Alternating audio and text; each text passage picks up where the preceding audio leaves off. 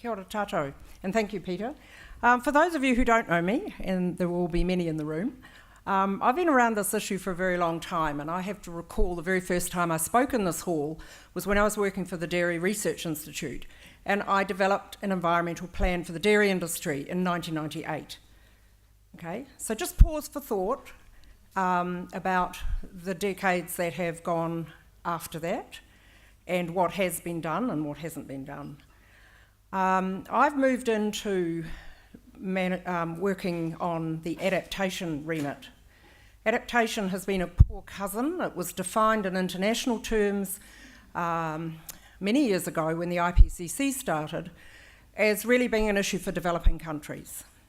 However, we know better than that now, and we have a pretty good handle on the impacts of climate change, and there are some very, very big gaps, including an adaptation gap and an adaptation implementation gap, and that's what I want to talk about today.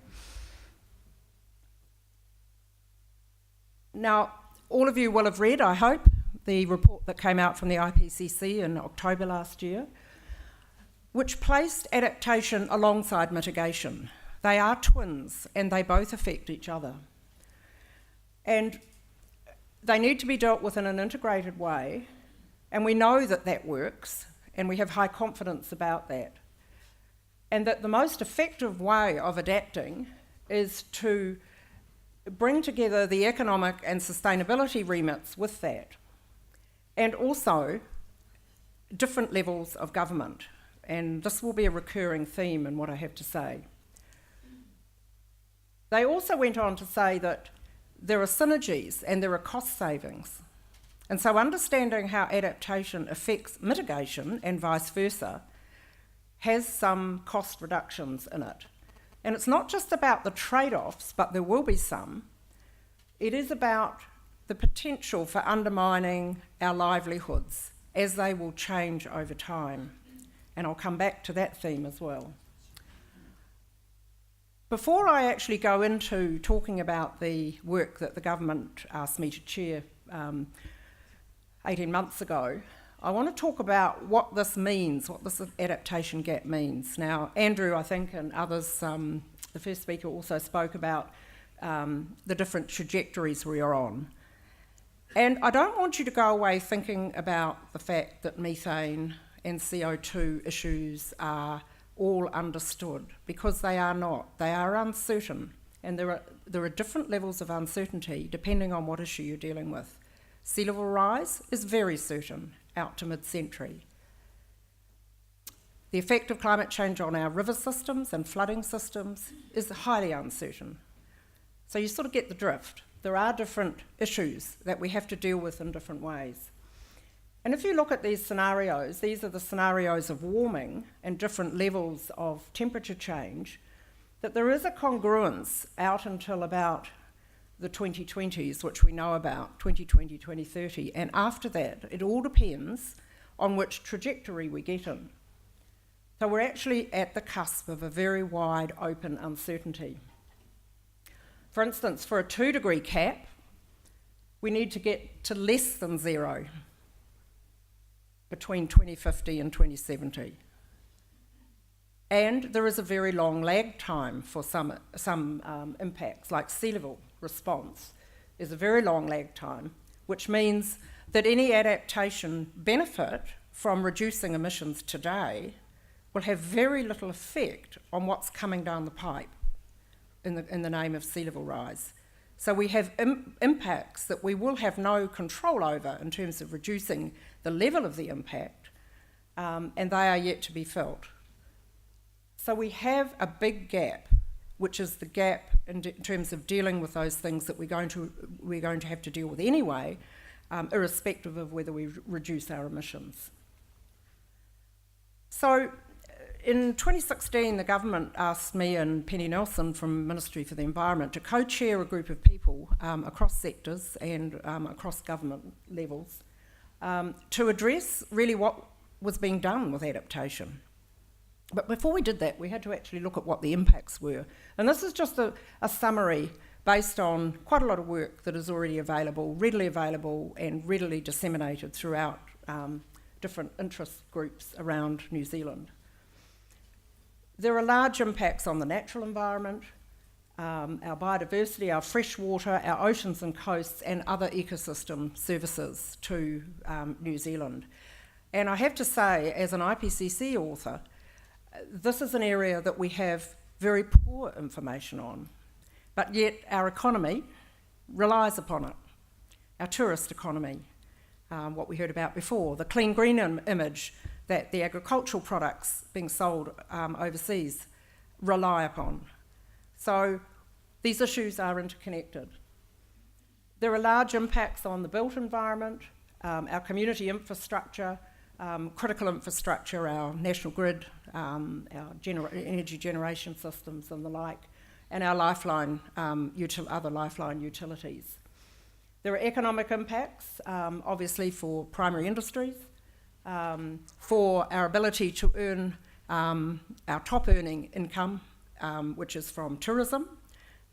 It has surpassed the primary industry economic benefit to the nation, so it is of equal, if not more, concern to the New Zealand economy. And there are large impacts, flow-on impacts, or what we call cascading impacts, into our financial and banking services. And if you pause for a minute, if the insurers pull out, who holds the liability? The bankers, because they have 30-year, roughly, liabilities for mortgages. So depending on how geared your particular agricultural industry is, there will be quite large impacts should those banks fail. And I'm not sure our New Zealand economy is able to bail out the banks as the Americans did and the British. So other things to think about. The social and cultural impacts, human health impacts as we get new disease vectors into New Zealand. Our ability to deal with heat in vulnerable people in New Zealand. The risks to the emergency services in the increasing residual risk as we continue to build houses at the coast and as we continue to have damage in our rural sector from storms and extreme events and ongoing drought, which Andrew very well outlined in his maps. Information we have all available already. Cultural heritage sites are already impacted. And there are, of course, the long-term intergenerational impacts if we don't start doing something now. So we drew up a framework for a stocktake, and we broadly arranged it around 3 factors that we thought were important for adaptation: being informed, being organised, and being able to take dynamic action. Now, we had quite a lot of discussion about the last one as to whether action was a static thing we do now and we think we're right for the future, or whether it is something that we have to continually address. And it's because we don't know all the uncertainties and all the dynamism and the greater range of variability, etc., that is going to come down the pipe. So we needed to be able to design or assess our systems as to whether or not they could take anticipatory actions and be flexible and shift the pathways as we go into the future.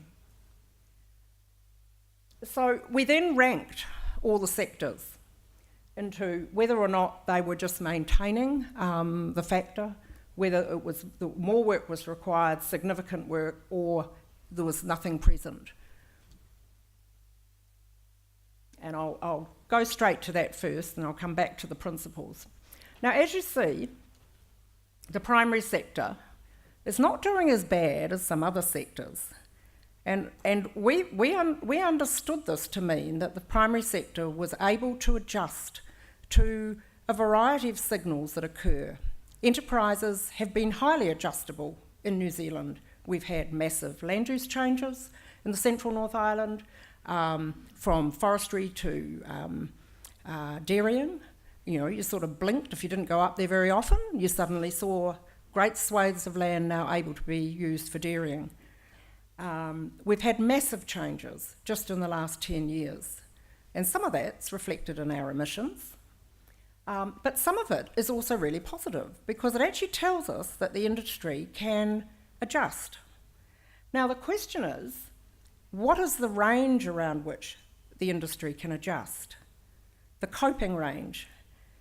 The industry's very well adjusted to the sort of variations that we've seen in the last little while. We've had a fairly benign static climate over the last 100, 200 years.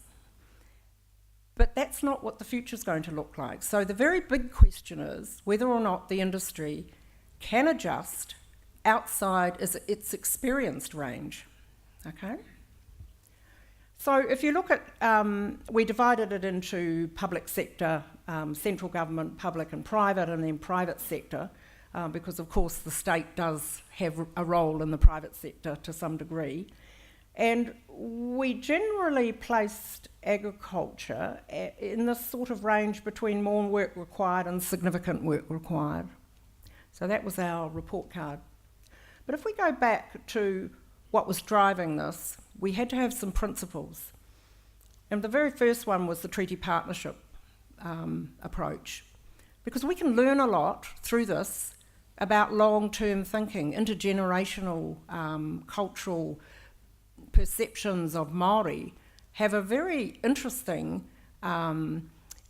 link with an issue like climate change and thinking about the future. So there's some sort of interesting thinking in there. We wanted to prioritise the most vulnerable, and that means those that are exposed and also very sensitive. And that could be physical systems, or it could be communities. And some groups in the community are better able to adjust than others. We wanted a long-term perspective of all our actions, and we wanted to see the climate change being integrated into all decision-making based on the best available information, including the science, the data, the local perspective, and Mataranga Māori. The adaptation needed to be flexible, in other words, if what was going on already, and it needed to reflect the local and values and culture. And most importantly, it needed to be proactive rather than reactive. We're extraordinarily good at reacting, and some of the adjustments that the primary sector has done have been adjustments in reaction to drought or in reaction to major windstorms or snowfalls, etc. But we sort of just go back to our daily lives afterwards and don't think about whether these might get considerably worse, more frequent, and may actually stress our coping capacity. So this idea of that climate change is an ongoing and very dynamic set of impacts is fundamental to thinking about adaptation. So this was the primary sector report card. There was certainly evidence that farmers were doing stuff, but there was also evidence of a wait-and-see approach, and I think that's been largely reflected in the Nielsen work that was presented earlier. There was reasonable information on the impacts and implications, but there were some gaps, and economic, social, pests and diseases, and particularly adaptation implementation in a changing climate. There are tools available, not all of them are suitable for dealing with dynamic adaptation.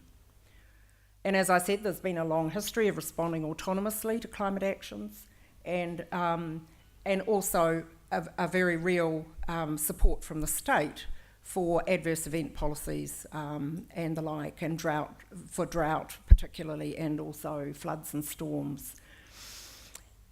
However, the challenge for the sector is really whether the increasing range of variability is going to make a difference to the ability to change, and changing to the baseline rainfall and temperature that Andrew outlined, and the increasing extreme events. And we also found that most of the change was not driven, the resilience measures were not driven by climate, they were driven by other factors, so there was a gap. So this was it, more work required to inform the sector on how the impacts actually propagate. This is the more greater frequency and the cascading impacts, Significant work required to organise with common goals and a planned approach, and this is about having a industry vision or a sector vision and working towards that with climate change factored in. And more work required to anticipate and sustainably adapt. Now, I've given some examples here just to provoke you. We had a fairly categorical statement earlier in the morning from Harry that irrigation is an adaptation. Now, I want to contest that, and I'm not being brazen, I'm being realistic. And the competition for water and water quality is going to increase. If you're adapting, if you're having irrigation in an area that is going to become drier, there are big question marks as to whether or not that will just put off the evil day and have expectations of further irrigation water, which would then be contested by other parts of the community. And the same for forestry and dry lands and the increase in fire risk. So it does matter where the trees are planted and where the irrigation water is given. Now, I'll leave that one to Nick, who's next, and I'll finish with the focus areas and the conclusions that we had from the working group. There were 3 focus areas in the middle, which were, if you like, what I call governance responses. They were dealing with the need for a national risk assessment, a national adaptation plan, and an independent reporter, monitor, if you like, on performance. Now, we are reliably told that those are going to be in a Zero Carbon Act in some form or another. Now, we won't hold our breath because history tells us that sometimes these things don't eventuate, but suffice to say that is critical. But that cannot be the final part of the adaptation package, because without the 4 other focus areas, none of that will happen. We need leadership, we need information that can support decision making around adaptation and the implementation remit. We need to build capacity and capability, and I think we've heard that from the survey that that's a high priority area for the agriculture sector. And importantly, we need some sort of funding to get us through the transition, and that could be in the form of funding for support for the farming community, or it could be funding for a shift of people from the coast who built there in all likelihood that this was not going to happen. And that would be targeted at people in need. So all those are in a variety of forms being implemented at the moment. The middle bit is on the fast track. The bits around the end are on the slow track. I'm trying to, with my colleague Jonathan Boston at Victoria University, are trying to get the funding issue up at the top of the scale, because it's one of the biggest barriers to dealing with this, particularly at a local level where there are very low rating bases. And I won't go through all this, but these will be available to you, but there were some intermediate actions that were taking opportunities for things that were going on. For instance, the review of local government funding and revenue base. And so that was one particular focus. So, final slide, the way forward. Now, the other night I spoke to a group in Petone, and I used almost exactly this slide, because I think that everybody in New Zealand needs to be setting up focus groups and having conversations in their communities with good information to develop what the future narrative might look like, what the options are, how they might progress, and to test those options against the questions on the right. Will the options increase or decrease the exposure to changing risk? What combination will have the best effect and be most flexible? What are their side effects, and what sort of support is needed to implement them? And they're pretty simple questions, but they can galvanise a conversation that can actually give you some confidence that if you can satisfy these questions, your adaptation actions may be effective, because there's always an uncertainty as to what might be coming around the corner. And I can say that the 160 odd countries in the IPCC are very concerned. The scientists know somewhat more about all this than most of us, and they are very concerned. And there is a consensus building even further, that we're not going to reach the 2 degrees. So I think we need to be having these conversations with our communities, because no governments are going to move without support. Okay, so that's all for me. Sorry, I probably went over time. Exactly. Okay.